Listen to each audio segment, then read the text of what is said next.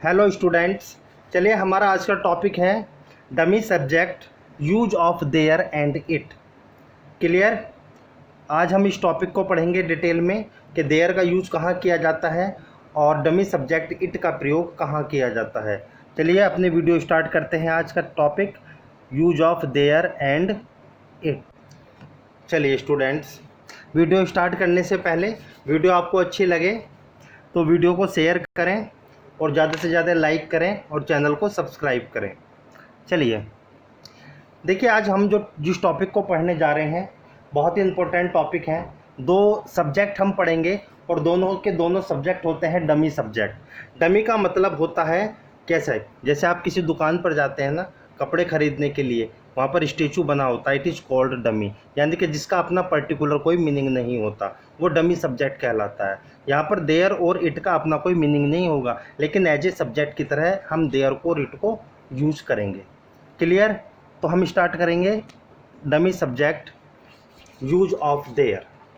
आप स्टोरीज बनाते हैं, स्टोरी के लिए बहुत इंपॉर्टेंट सीरीज हमने स्टार्ट की है जहाँ पर आपको तरह तरह की ट्रांसलेशन करने का मौका मिलेगा। ठीक है, सीरीज़ को कंटिन्यू देखते रहें। देखिए पहला है यूज ऑफ देयर। देखिए देयर क्या है। वैसे तो अगर हम देयर की बात करें, ये देयर का मतलब होता है वहाँ, और ये देयर क्या होता है, एडवर्ब ऑफ प्लेस होता है।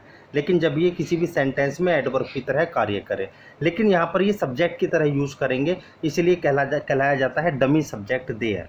कहाँ पर हम डमी सब्जेक्ट देयर का यूज़ करते हैं? देखिए जहाँ पर किसी वस्तु या व्यक्ति का होना या ना होना पाया जाए, वहाँ पर डमी सब्जेक्ट देयर का यूज किया जाता है। वहाँ पर डमी सब्जेक्ट देयर का यूज किया जाता है।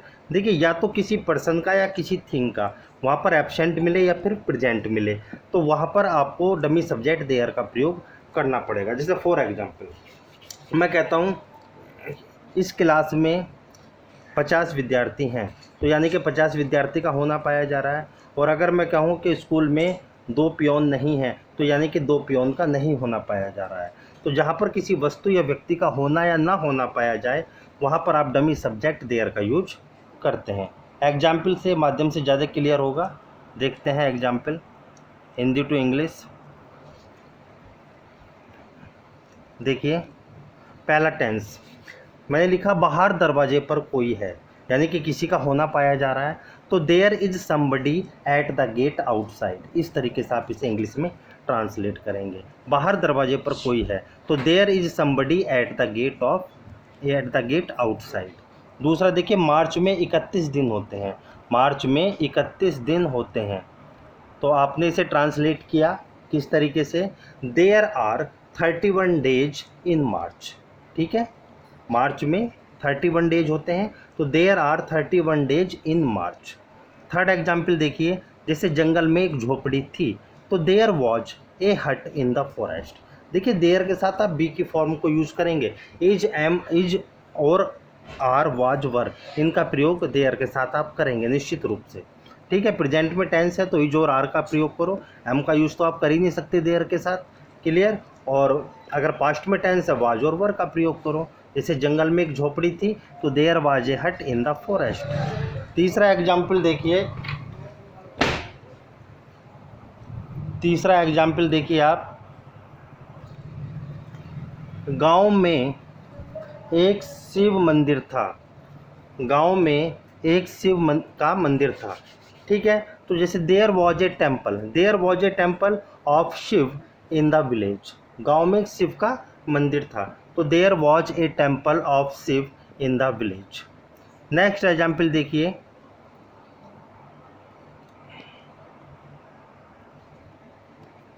जैसे चाय में चीनी नहीं है, तो यहाँ पर चीनी का नहीं होना पाया जा रहा है, तो there is no sugar in tea. There is no sugar in T.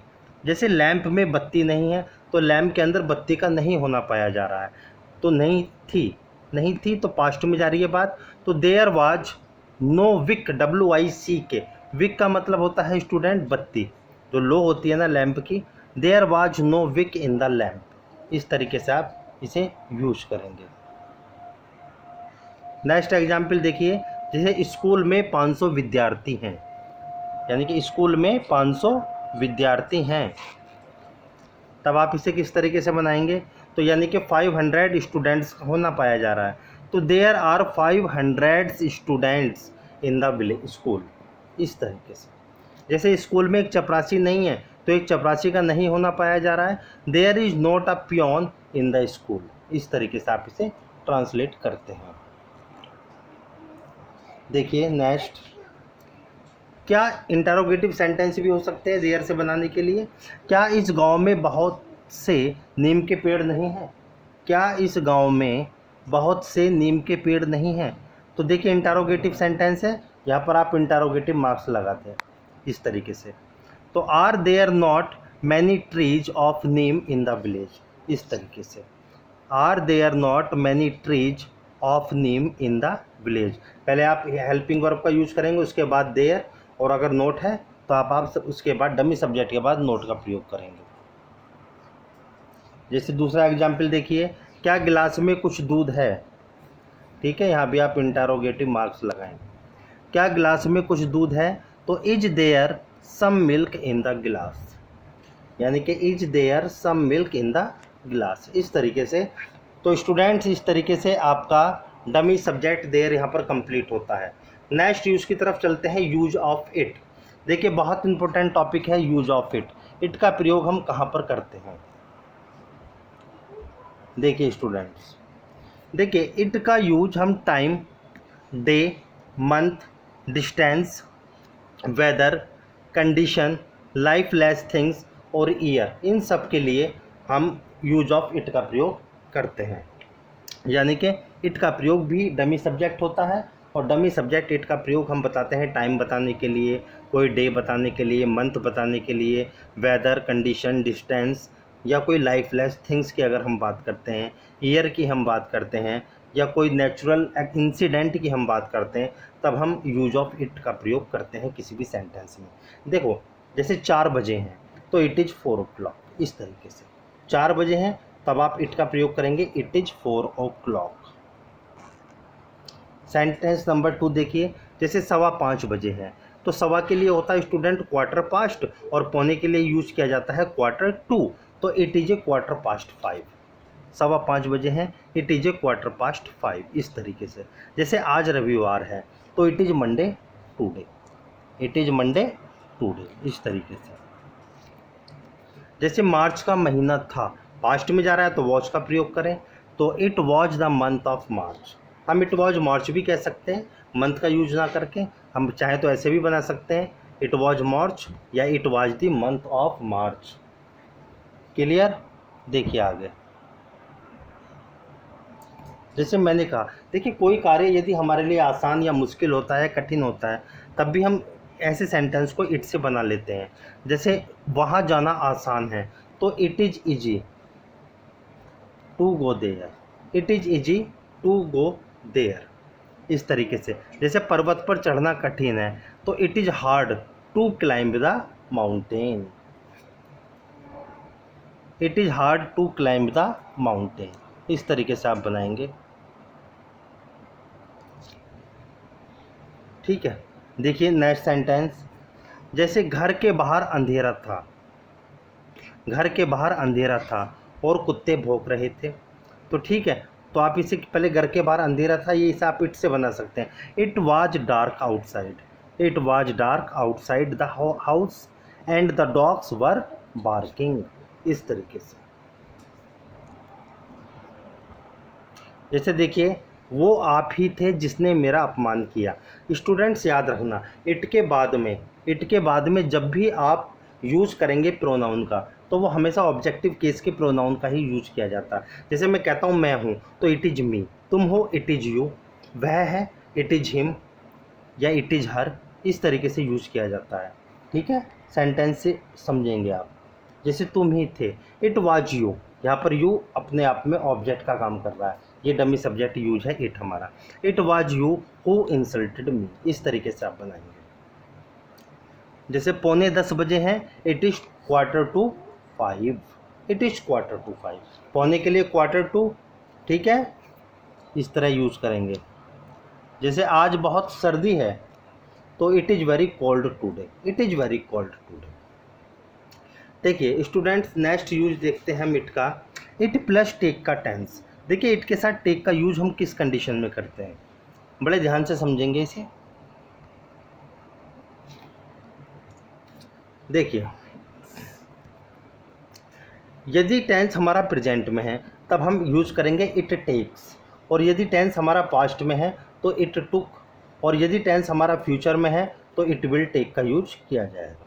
देखो किस कंडीशन में किया जाता है स्टूडेंट, जब कोई भी सब्जेक्ट, किसी भी सब्जेक्ट को कोई कार्य करने में कुछ समय लगता है, कुछ टाइम वो लेता है कोई भी कार्य करने में, तब हम इट टेक्स का यूज सेंटेंस में करते हैं। इट के साथ टेक का यूज किया जाता है जब भी कोई सब्जेक्ट कार्य करने में कुछ समय लेता है। देखिए एग्जाम्पल के माध्यम से आपको ज़्यादा क्लियर होगा।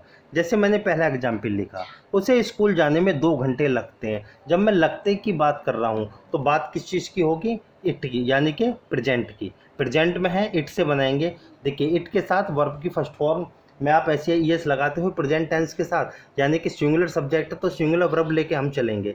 तो इट टेक्स हिम, फिर इट टेक्स, उसके बाद आप ऑब्जेक्ट लिखेंगे, जो भी है सब्जेक्ट को ऑब्जेक्ट के रूप में लिखेंगे, क्योंकि वर्ब के बाद में जब भी आता है ऑब्जेक्टिव केस का ही यूज किया जाता है। तो इट टेक्स हिम 2 आवर्स, फिर टाइम लिखेंगे आप, it takes him 2 hours to go to school, इस तरीके से। क्लियर। दूसरा सेंटेंस देखें, जैसे उसे कपड़े धोने में 5 मिनट लगे। अब लगे तो बात पहुंच गई कहाँ स्टूडेंट्स, पास्ट में। पास्ट में तो हम किसका यूज करते हैं, इट के साथ टुक का, यानी कि वर्ब की सेकंड फॉर्म आती है। तो it took her 5 minutes to wash the clothes, इस तरीके से। क्लियर। जैसे तीसरा देखिए, तुम्हें मेरठ पहुंचने में 3 घंटे लगेंगे। बात कहाँ की हो रही है स्टूडेंट्स, फ्यूचर की। अब फ्यूचर में जब हम बनाते हैं टेंस तो विल का प्रयोग करते हैं। तो it will take you, it will take you there, ठीक है, it will take you 3 hours, ये 3 है THREE, it will take you 3 hours to reach Meerut. आप इस तरीके से इस सेंटेंस को बनाएंगे, ठीक है। It will take you 3 hours to reach Meerut, पहुंचने में 3 घंटे लगेंगे।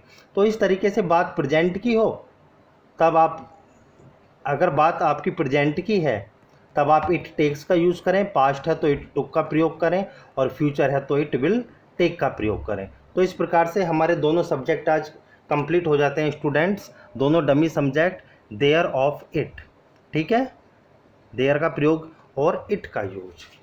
चलिए, थैंक यू।